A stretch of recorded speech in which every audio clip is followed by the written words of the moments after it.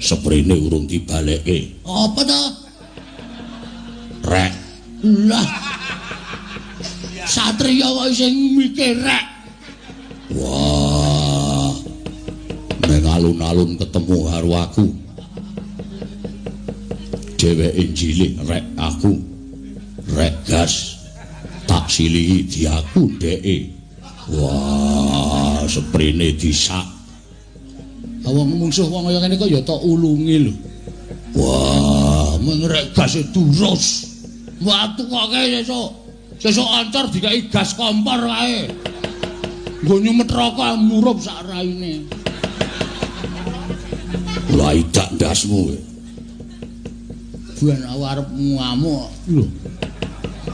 Bagong aja ngamuk nang kene. Kowe metu njaba wae Bagong. Nggih, nggih ngoten mawon nggih sinuwun. Kula tak nututi Petro nggih. Iya sing ati-ati. Nggih, sampun nyuwun pamit sing ati-ati. Sampun nggih sinuwun. Iya, kula nyuwun ngapunten. Ora apa-apa, ora apa-apa. Aku iki kulino gojek karo kowe nggih. Kula tak nututi Petro nggih. Iya sing ati-ati. Pun nggih, Den. Bu. Wah nesu.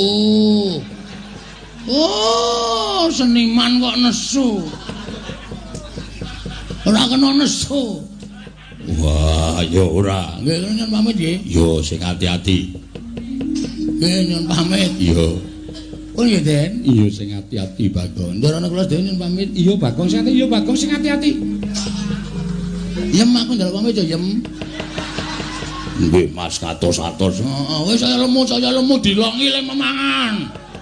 Awake gajih tok ora. Wis ora ketok cantik. Nggih, kalanteng kraton iku antene ming maem terus. Aja dinggo gerak awake ya.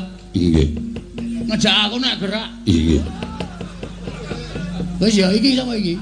Mbak Yu kula. Jenenge Naminipun menika anu sinten sapa Yu?